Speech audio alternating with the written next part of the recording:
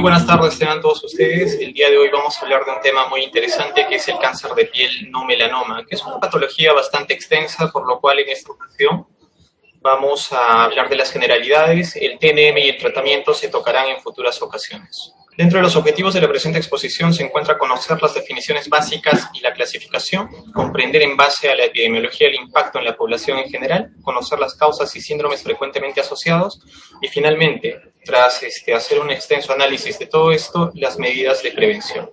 Bien. La incidencia. El cáncer de piel, tanto melanoma como no melanoma, son la patología maligna más frecuente en el mundo, con una incidencia de 5 millones de casos nuevos al año, lo cual nos da a entender de que definitivamente, pese a las medidas de control y orientación que se hacen exhaustivamente, no se corrigen muchos factores que vamos a ampliar en la presente exposición. Dentro del cáncer de piel no melanoma, mayoritariamente el carcinoma de células basales es el más frecuente, con un 80%, seguido del de tipo de células escamosas, que representa un 15 hasta 17%, según la latitud donde se esté analizando, con otros menos frecuentes que son el 1 al 2 o inclusive el 3%. El aumento de la incidencia anual para el carcinoma de células basales llega a ser de hasta el 4% y para el carcinoma de células escamosas de 1%. Si hacemos un análisis de la mortalidad entre el carcinoma de células basales y células escamosas, este último se asocia a una tasa mucho más alta, principalmente porque tiene un índice de metástasis de hasta 5%. Y esos individuos que llegan a desarrollar metástasis, a los 5 años, menos de la mitad, es decir, el 50% sobrevivieron. Dentro de la epidemiología podemos evidenciar el aumento de la incidencia a expensas de ciertos factores. Dentro de estos resalta la mayor esperanza de vida. En el caso del Perú, la esperanza de vida para el presente año es de 76 años. Hace 20 años era de 71 y hace 50 años era de 54. Entonces hay que tomar en cuenta que mientras más años tenga un individuo, más expuesto a los factores de riesgo estará y por ende más expuesto al desarrollo de cáncer de piel en general. Segundo, la exposición recreativa, principalmente en poblaciones de zonas costeras que en épocas de verano tienden a exponerse a la radiación ultravioleta en las playas. El agotamiento de la capa de ozono, que se hará principalmente en países como por ejemplo Australia, Nueva Zelanda. Hay que tomar en cuenta que también la radiación es mucho más fuerte en aquellos países que se localizan cercanos a la línea ecuatorial y en aquellos centros poblados que están por encima de los 2.500 metros sobre el nivel del mar.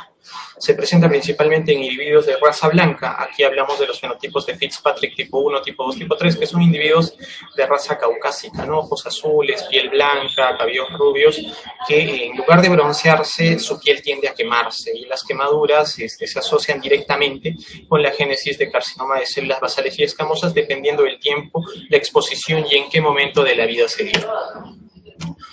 En este esquema de Globocan del 2020 vemos el número total de casos nuevos, incluyendo ambos sexos y todas las edades, en el cual el carcinoma de células no escamosas, el carcinoma de células basales y escamosas se encuentra con un porcentaje de 6.2, con un total de 1.198.000 casos. Si esto lo extrapolamos al número de muertes totales para el año 2020, incluyendo ambos sexos y ambas edades, lo ubicamos en el puesto 22, con un total de 63.700 casos. La incidencia por países, como bien hemos mencionado inicialmente, se hará principalmente en aquellos países que tienen un adelgazamiento de la capa de ozono mayor, como por ejemplo Australia, Nueva Zelanda, aquellos países que se localizan más cercanos a la línea ecuatorial, Norteamérica, de Europa, y es mucho menos frecuente en los países del Asia Menor, el sudeste asiático, la Polinesia y la Micronesia. Para el caso del Perú, el registro de cáncer de Lima metropolitano ubica el cáncer de piel no melanoma y melanoma dentro del segundo más frecuente, después del de próstata en el caso de los hombres y después del de mama en el caso de mujeres, con un 13 y 11.3% respectivamente, con lo cual esta patología se constituye en una patología de prioridad sanitaria. Como hemos mencionado en las generalidades, los subtipos más frecuentes de cáncer de piel no melanoma son el vasocelular y el carcinoma de células escamosas. Sin embargo, existen otros tipos menos frecuentes que los vamos a mencionar para tomarlos en cuenta. Los linfomas cutáneos, que básicamente son linfomas no Hodgkin, que se clasifican de acuerdo a su morfología, sus manifestaciones clínicas en T o B. El cáncer de células de Merkel, que es un carcinoma bastante poco frecuente que se localiza a nivel de las células basales. Básicamente se considera un tumor neuroendocrino que tiene un potencial metastásico alto. El sarcoma de Kaposi, que es un sarcoma que particularmente invade el endotelio linfático y se asocia al virus del herpes tipo 8. El porocarcinoma, que es un carcinoma que se asocia principalmente a las células sebáceas, es el más frecuente a este nivel, con una localización de preferencia a nivel de miembros inferiores. El carcinoma sebáceo, por sus características, puede localizarse en cualquier parte del cuerpo, es un tumor anexial que tiene preferencia por los miembros inferiores. El dermatofibrosarcoma protuberante es un tipo de sarcoma que particularmente se asocia a las poblaciones afrodescendientes, latinas, que se localiza principalmente en troncos y que particularmente se asocia a trastornos genéticos sobreasociados. Los angiosarcomas son tumoraciones extremadamente raras del endotelio vascular que básicamente afectan a individuos de 60 años para adelante y que particularmente se asocia a radioterapia o haber sido expuesto a radiación. La enfermedad de Paget, que es un carcinoma in situ de la piel del pezón, que muchas veces se asocia a un carcinoma ductal in situ y muy rara vez a un carcinoma lobulillar in situ, ¿no? Representa menos del 3% del total de cánceres. El carcinoma verrucoso, para terminar, es una variante del carcinoma de células escamosas y se asocia principalmente al tabaco y al BPH. Dentro de los factores de riesgo tenemos una amplia gama. Dentro de esa amplia gama encontramos que los factores ambientales, la radiación ultravioleta es el principal factor, lo vuelvo a repetir, es el principal factor relacionado con la génesis del cáncer de piel no melanomas, principalmente la radiación UVB, de la cual vamos a hablar a profundidad más adelante. Dentro de este mismo principio incluimos la cámara de bronceado, que también produce rayos ultravioleta del tipo B, la radiación ionizante, los individuos que trabajan en radiodiagnóstico, en rayos X, en tomografía, tienen 10 veces más riesgo de desarrollar cáncer de células escamosas, de células basales y melanoma que la población en general. La terapia con Soralen, que se utiliza para los individuos con psoriasis, aumenta la sensibilidad de la piel de esos individuos a los rayos ultravioleta, por ende es un factor potenciador. Las exposiciones químicas. Dentro de las exposiciones químicas incluimos los hidrocarburos aromáticos policíclicos, que son productos de la combustión parcial del petróleo, del hollín, de lo que viene a ser la brea, lo mismo que el arsénico, que es un metal pesado, que se puede manifestar en forma de gas o en forma inorgánica, que al penetrar en el organismo alteran la fosforilación oxidativa a nivel de las células de los queratinocitos y por ende tiene potencial mutagénico dependiendo del tiempo de exposición. La inflamación crónica. Bueno, dentro de la inflamación crónica encontramos la dermatitis atópica, el líquen plano y las quemaduras crónicas. La primera y la dermatitis atópica y el líquen plano particularmente se relacionan con la génesis de cáncer de piel, principalmente a expensas de sus terapias, ¿no? La terapia inmunosupresora que se utiliza para manejar estas patologías basada en lociones de hidrocortisona, tacrolimus, pimecrolimus, que según la FDA inclusive tienen potencial carcinogénico. En el caso de las quemaduras crónicas es una estirpe interesante que hasta un 5% de los casos puede desarrollar carcinoma de células escamosas si es que se desarrollan las denominadas úlceras de Marjorie, de las cuales vamos a hablar cuando toquemos el tema de carcinoma de células escamosas. La inmunosupresión, VIH post-trasplantados. En estos últimos particularmente se ve la génesis de carcinoma de células escamosas y células basales, principalmente relacionado con el uso de la terapia inmunosupresora, como por ejemplo la prednisona, la satioprima, y esto estará directamente relacionado con la duración del tratamiento, la dosis y el tiempo del tratamiento. Los fenotipos. Bueno, hemos hablado de los fenotipos de Fitzpatrick, tipo 1, tipo 2 y tipo 3, que tienen mayor tendencia a las quemaduras de la piel en lugar del bronceado y estos constituyen factores de riesgo. Y la historia previa de cáncer de piel. Un individuo que ha tenido cáncer de piel previamente tiene una posibilidad 5 veces mayor que cualquier otro individuo que no lo haya presentado de desarrollar nuevamente esta patología. Bien, les muestro a continuación una imagen harto conocida, pero que vale la pena mencionar nuevamente, que es la imagen de la radiación ultravioleta. Clásicamente clasificamos los rayos ultravioleta en UVC, UVB y UVA de acuerdo a los nanómetros. Si se encuentra entre 100 y 280 nanómetros son rayos UVC. Estos llegan en pequeña cuantía al contacto con la piel, favorecen la absorción de la vitamina D y casi un 99% son difuminados en la capa de ozono y en el oxígeno ambiente. Los que sí son de relevancia clínica y los que generan la patología energía son los rayos ultravioleta tipo B, que se encuentran entre los 280 y 320 nanómetros, que como se puede evidenciar llegan inclusive hasta la capa basal de la epidermis. A ese nivel se absorbe a nivel de los ácidos nucleicos y aromáticos de las células, dando lugar a la producción de fotoproductos, como el fluobutano, la 6,4-pirimidina-pirimidona, que afecta a los dímeros de la pirimidina, especialmente en la interfase citosina-timina. A ese nivel genera ruptura a nivel de los enlaces moleculares de ADN y esto tiene potencial mutagénico, es decir, es su hotspot. En el caso de los rayos UVA, que se encuentran entre los 320 y 400 nanómetros, penetran mucho más profundo a nivel de la dermis y se relacionan principalmente con el envejecimiento de la piel. A continuación vamos a ampliar un poco más el tema de la radiación ultravioleta. Una vez que los rayos UVB entran en contacto con las células y producen todas las alteraciones, habitualmente nuestro organismo es capaz de corregir la gran mayoría de esas alteraciones en base al sistema de reparación de los nucleótidos, por sus siglas en inglés NER, que junto con las histonas, que son proteínas de soporte, son capaces de eliminar distorsiones voluminosas de las cadenas de ADN. Cuando este proceso se lleva a cabo de manera satisfactoria, las células se reparan completamente, pero en contraparte, si es que no se llega a hacer, se da la mutación y con la mutación la subsecuente génesis de cáncer de piel. En el diagnóstico, bueno, una vez que llegamos al punto de diagnóstico hablamos de la presencia de sospecha clínica. Una vez que llega el paciente a la consulta, lo más importante es ampliar en qué momento se presentó la lesión, qué características iniciales tenía, si se asocia a sintomatología asociada, si presenta alteraciones previas, si ha recibido tratamiento previo, si hay antecedentes en la familia, si hay antecedentes de la misma lesión, si es una lesión única, si hay lesiones múltiples. A continuación, realizar un examen exhaustivo de la piel y en caso de sospecha de un carcinoma de células escamosas, evaluar claramente los nodos linfáticos ipsilaterales a la lesión. Una vez que hemos seleccionado que el paciente sí tiene una lesión sospechosa, procedemos a la confirmación histológica mediante biopsia.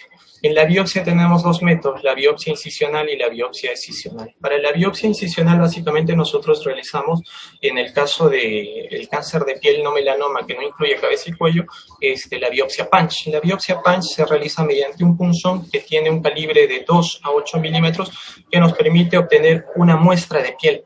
Obviamente esto se toma bajo anestesia y condiciones de limpieza, de 2 a 8 milímetros, que nos da un grosor total de toda la piel, que inclusive debe incluir tejido celular subcutáneo, y de esa manera tendremos una muestra representativa para iniciar el estudio de esta posible patología y de acuerdo a eso dar tratamiento. En segunda instancia tendremos la biopsia excisional. La biopsia excisional consiste en la extirpación de una lesión sospechosa con un margen de tejido transparente y que generalmente se usa para lesiones clásicas de carcinoma de células escamosas superficiales o carcinoma de células basales nodulares o superficiales, con la ventaja de que los márgenes se pueden evaluar en la misma muestra. Básicamente utilizamos este tipo de biopsia para lesiones pequeñas, ¿no? Ahora, si es que el paciente nos dice, doctor, presento dolor a nivel inguinal, presento ciertas masas, dolor óseo, dificultad para respirar, etc., es importante realizar los estudios de extensión, principalmente tomografías, resonancias, en caso de sospecha de ganglios comprometidos, posiblemente una ecografía de partes blandas, y en caso de que sea altamente sospechoso, una biopsia por aspirado por aguja fina. Vamos a hablar propiamente dicho del carcinoma de células basales. El carcinoma vasocelular es el cáncer maligno más frecuente dentro de los cánceres de piel, representa el 80% total de los cánceres de piel. Básicamente se da a nivel de las células pluripotenciales de la epidermis, en adyacencia a los folículos pilosos, es decir, no se va a presentar en mucosas. Es un tumor de crecimiento lento, pero que genera bastante destrucción local, que inclusive puede comprometer hueso, puede comprometer músculo, puede comprometer estructuras vasculares y nervios. Este tipo de tumoración se asocia principalmente a la exposición intensa a la radiación ultravioleta, que puede llegar inclusive a quemaduras durante la primera infancia. Como vemos, su mortalidad es bastante baja, pero tiene una morbilidad importante por la destrucción local. La tasa de metástasis de esta patología se estima entre 0.028% a 0.5% por cada 100.000 habitantes. Es decir, el problema con esta no es tanto la mortalidad, sino la morbilidad. El tipo de lesión clásica se caracteriza por la presencia de pápula, translucidez. Dicha lesión tiene color piel o rosa, es brillante, se asocia a telangiectasias, borde enrollado o perlado, y a medida que crece puede presentar una úlcera central. Acá les presento la lesión, que es una lesión papular, que en las letras A, B, C, D nos muestra una lesión solevantada, de bordes enrollados, brillante, de aspecto perlado. En la letra F, en la letra E podemos evidenciar las telangiectasias, y con la letra G se evidencia la úlcera central. Esta es una lesión típica de un carcinoma vasocelular de tipo nodular. Dentro de la etiología, hemos hablado bastante que la etiología del cáncer de piel no melanoma se basa principalmente en la exposición a los rayos ultravioletas, siendo la del tipo más frecuente el tipo UVB. Sin embargo, en este margen es importante hablar de las mutaciones genéticas, ya que hay muchas enfermedades de índole genético que se asocian al carcinoma de células basales, principalmente en la alteración de la vía de señalización del erizo. En esa vía de señalización del erizo, que es una vía especial que favorece el crecimiento de los folículos pilosos, donde están las células madre pluripotenciales de la epidermis, se activa principalmente por 4 genes, dentro de los cuales resalta principalmente el gen Pachet, ¿no? Seguido del gen Gli, del gen Smooth y del erizosónico. Básicamente el gen Pachet, cuando está mutado, activa perennemente esta vía, y obviamente al activarse perennemente se ocasionan alteraciones moleculares a nivel de las células pluripotenciales que pueden dar lugar a la generación de carcinogénesis. Los tipos de piel, una vez más lo mencionamos, más frecuentemente afectados son los tipos de Fitzpatrick tipo 1 y tipo 2, que en este caso se da principalmente por una exposición intensa o intermitente que puede llegar a quemadura, especialmente durante la niñez. En este corte histológico podemos evidenciar claramente la presencia de los folículos pilosos y adyacente a esta los nidos de células tumorales, ¿no? Con la epidermis prácticamente intacta. Bien, vamos a profundizar un poco más acerca de los síndromes asociados al carcinoma de células basales. Básicamente 3 relevantes que los quiero compartir con ustedes. Es el síndrome del neo de células basales, también denominado síndrome de Gorlin, que es un trastorno autosómico dominante por alteración del gen Pachet, que ya hemos mencionado que se relaciona directamente con la activación de la vía del erizo, que es una cromosomopatía que se da a nivel del brazo largo, zona 22 del cromosoma 9. Es una alteración genética poco frecuente que se da en uno de cada 1.600.000 habitantes, que se caracteriza por una triada típica: queratoquistes maxilares, costillas bífidas y cáncer de células basales. Para este último, este cáncer de células basales es particularmente de aspecto pleomórfico y se localiza principalmente en zonas fotoexpuestas. Esta enfermedad se dará principalmente al final de la infancia. El diagnóstico es clínico por dermatoscopía y hay que asociarle al tratamiento principalmente medidas de fotoprevención, ¿no? En la imagen podemos evidenciar a nivel del área fotoexpuesta múltiples nevos de carcinoma de células basales localizados a nivel del cuello, en la palma de las manos pits, que son lesiones puntiformes de 1 a 2 milímetros, y en la última imagen con la letra A y B podemos evidenciar los queratoquistes que se localizan a nivel maxilar, que pueden producir una destrucción local importante que más adelante puede conllevar a inclusive cirugía reconstructiva. Bien, otro síndrome interesante que debemos mencionar es la atrofodermia folicular con carcinoma de células basales, conocido como síndrome de Bassex-Dufay-Bristol. Es una genodermatosis rara asociada a un trastorno autosómico dominante ligado al cromosoma X, que a diferencia del anterior no genera destrucción ni compromiso óseo. Básicamente esta se caracteriza por la tríada de hipotricosis congénita, atrofodermia folicular y carcinoma de células basales. El tema con esta patología es que estas se van presentando de manera escalonada, por lo cual el diagnóstico se hace habitualmente durante la adultez. Y para el tema de los carcinomas de células basales, estos se presentarán principalmente entre los 20 y 25 años. El tratamiento, básicamente medidas de fotoprevención y escisión de las lesiones sospechosas ni bien aparezcan. En la imagen podemos ver con las letras B y C la hipotricosis, particularmente a nivel de las cejas, a nivel del cuero cabelludo, y en la letra A los quistes de Milium, que son quistes menores a 3 milímetros, ¿no? Que particularmente se localizan de preferencia en el rostro. El síndrome de Rombo es otro síndrome interesante, que es una cromosomopatía asociada al brazo largo, la zona 24 del cromosoma X, que básicamente se da por un compromiso del gen VE2A. Este gen está relacionado principalmente con la reparación de las lesiones ocasionadas por los rayos ultravioleta. Este tipo de individuos presentará un síndrome caracterizado por atrofodermia vermiculada, milia, hipotricosis, tricoepiteliomas y carcinoma de células basales. Básicamente el carcinoma de células basales se presentará de un 20 a 40% a partir de los 20-30 años. Tratamiento, igual medidas de fotoprevención, no existe una terapia específica. Básicamente podemos evidenciar que en el síndrome de rombo la alteración es principalmente a nivel del rostro y segmentos sacrales. En el rostro podemos evidenciar eritema facial, hipotricosis folicular con las letras A. Con la letra C podemos evidenciar telangiectasias a nivel del hélix. Con la letra D, quistes de milium perioculares, ¿no? El carcinoma de células basales se presentará principalmente a nivel de las áreas fotoexpuestas. Una vez que hemos hablado de los síndromes genéticos, es importante conocer los subtipos histológicos, ya que en base a estos y en base a dónde se localizan las lesiones, nosotros podemos predecir la recurrencia de este tipo de cáncer. Los subtipos histológicos de bajo riesgo son los más frecuentes en un 90% de los casos, dentro de los cuales el más frecuente es el tipo nodular, que se ve con el número 2, que básicamente es una lesión solevantada, de bordes enrollados, brillantes, que se consideran perlados, que dependiendo del tiempo se puede ulcerar y esa úlcera puede sangrar. Este tipo de lesión se localiza principalmente a nivel del rostro.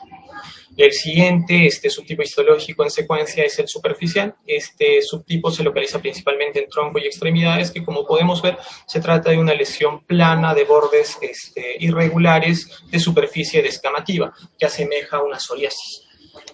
El otro subtipo histológico en frecuencia es el pigmentario, que es propio de la población latina, de los afrodescendientes, que se localiza principalmente en extremidades y que nos obliga a hacer el diagnóstico diferencial con el melanoma. Los subtipos de alto riesgo, el morfeaforma, el infiltrante, el micronodular, el vaso escamoso, son mucho menos frecuentes, ¿no? Estos subtipos histológicos básicamente son de difícil diagnóstico. Por ejemplo, el morfeaforma tiene el aspecto de una cicatriz hipertrófica, de base indurada, por lo cual la sospecha clínica es bastante difícil, pero podemos realizar una biopsia de esta lesión y particularmente llegar al diagnóstico, ¿no? Para el tema del vaso escamoso, que es otro subtipo especial, es una coaptación entre el carcinoma de células basales y el carcinoma de células escamosas, que sí tiene potencial metastásico a predominio del componente escamoso. Bien. Hemos mencionado que el riesgo de recurrencia se dará principalmente dependiendo de la zona donde se localice el subtipo histológico, de si el paciente presenta inmunosupresión o no, si es un tumor primario o si el paciente ha recibido radioterapia en la zona donde se está presentando la lesión. Entonces, la NCCN nos da pautas. Nos habla de lesiones de bajo riesgo, de alto riesgo y de moderado riesgo. Las de alto riesgo son las áreas de la máscara facial, ¿no? Que se abrevian en la presente imagen con la sigla H. Estas son principalmente la cara central, los párpados, las cejas, el mentón, la mandíbula, los pabellones auriculares, genitales, manos y pies.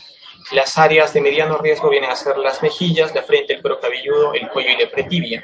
Y las áreas de bajo riesgo, el tronco y extremidades. Entonces, si tenemos una lesión de menos de 2 centímetros en un área de bajo riesgo o menos de 1 centímetro en un área de moderado riesgo con bordes bien definidos, primario, no asociado a inmunosupresión, no asociado a radioterapia previa, con un subtipo histológico de bajo riesgo nodular, superficial, pigmentario y sin afección perineural, entonces el riesgo de recurrencia es menor al 2%. Pero si se da la contraparte, el riesgo de recurrencia puede llegar inclusive a un 40%. Ahora vamos a hablar un poco del carcinoma de células escamosas. Para el tipo de carcinoma de células escamosas mencionamos que constituye el segundo tipo de cáncer más frecuente de piel en Estados Unidos y en el mundo. Dependiendo de la latitud, la incidencia puede variar de 5 a 499 por cada 100.000 habitantes. Es una tumoración que se da a nivel de las células escamosas, que incluye los queratinocitos de la piel y mucosas, una diferencia con el carcinoma de células basales.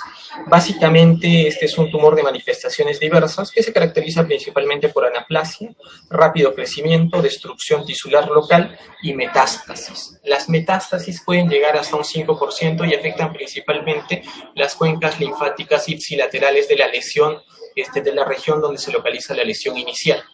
Principalmente la metástasis también se dará a nivel del pulmón, hígado, cerebro, huesos.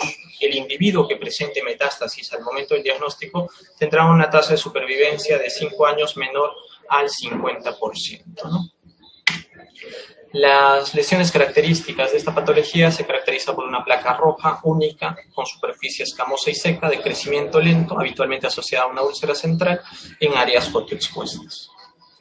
Entonces acá podemos ver que clásicamente el carcinoma de células escamosas se localiza principalmente en áreas fotoexpuestas como el pabellón auricular, las manos y el rostro.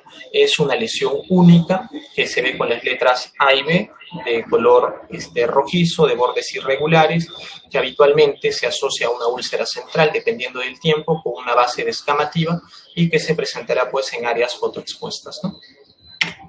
La etiología, una vez más, la radiación solar. A diferencia del carcinoma de células basales, en este caso la causa más frecuente es la exposición solar acumulada. Entonces, otro es, de acuerdo a la escala de Fitzpatrick, el tipo 1, tipo 2 también, que son individuos que tienen tendencia a quemarse la piel en lugar de a broncearse. El tabaco con sus componentes tóxicos, la nitrosamina, la butanona, que particularmente generan alteraciones principalmente a nivel de las mucosas del labio.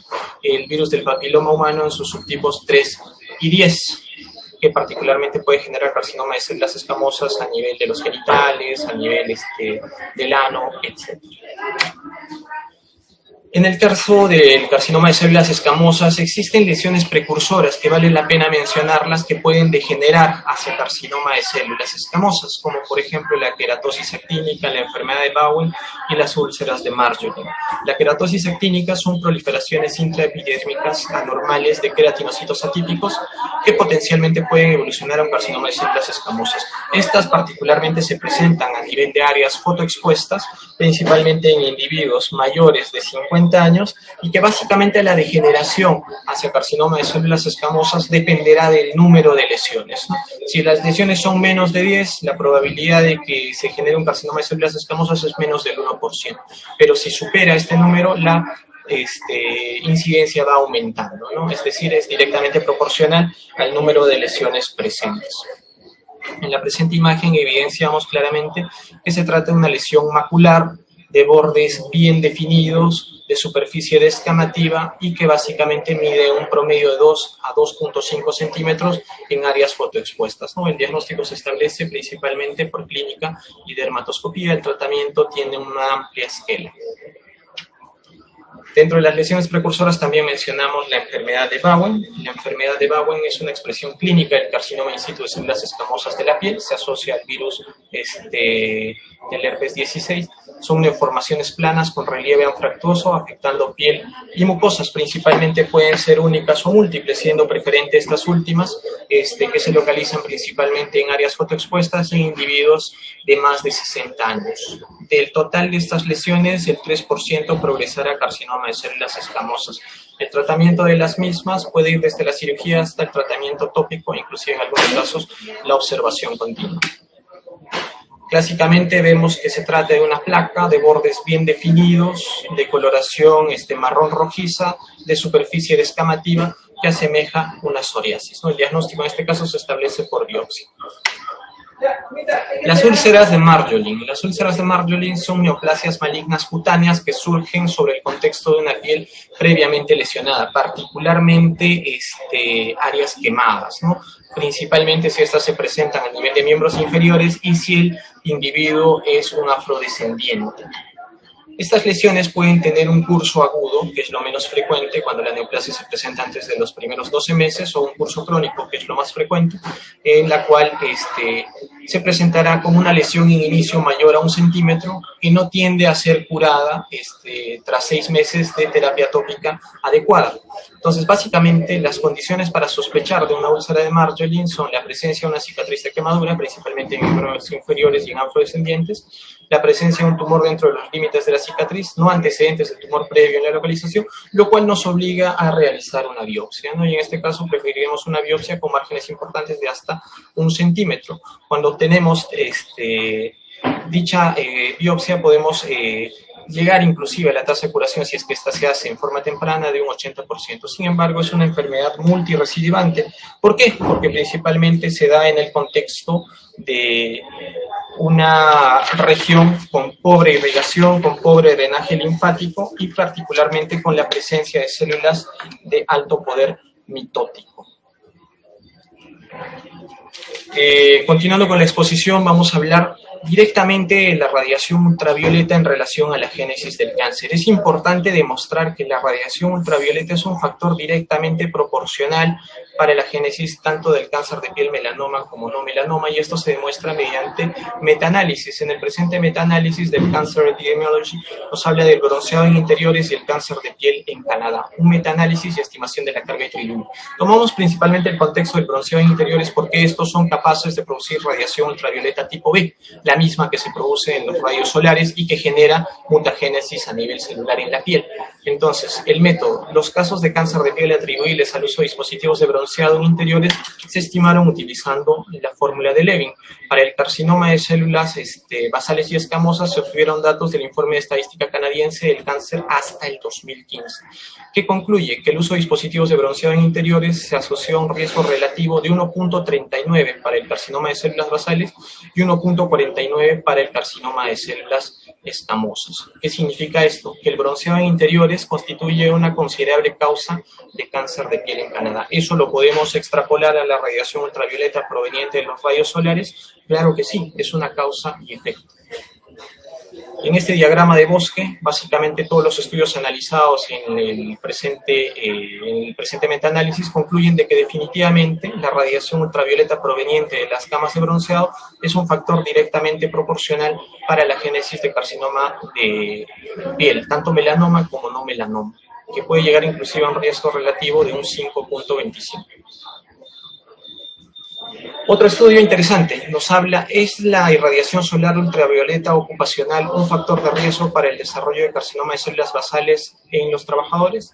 Se hace una revisión sistemática. Este estudio ha sido brindado por la revista británica de dermatología, donde se hace una revisión de 24 estudios epidemiológicos relevantes, que obtiene un odds ratio combinado para la asociación entre el trabajo al aire libre y el riesgo de cáncer de piel vasocelular, que fue de 1.43 con un intervalo de confianza de 95% con un P de 0.001.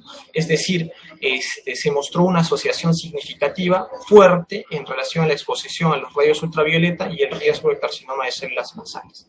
¿Qué quiere decir? De que definitivamente la radiación ultravioleta es un factor causal directamente proporcional de cáncer de piel. Entonces, si sabemos que la radiación ultravioleta es un factor causal, tenemos que realizar medidas de prevención. Esas medidas de prevención se basan fundamentalmente en el uso de sombreros, ropa y gafas de sol, sombrillas, protectores solares, solarios domésticos para individuos inmunosuprimidos, posiblemente vitamina D, nicotinamida, retinoides sistémicos.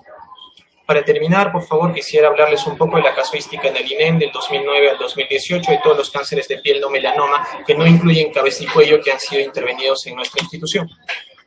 Esta información ha sido brindada por el Departamento de Estadística del INEM, a quienes se les da las gracias respectivas. En este estudio de 10 años podemos evidenciar que en esos 10 años se operaron un total de 390 casos, con una media de 50 casos por año, de los cuales la edad promedio, y esto compatible con la bibliografía revisada, se encuentra entre los 62 y 50 años, con una media de 56 años.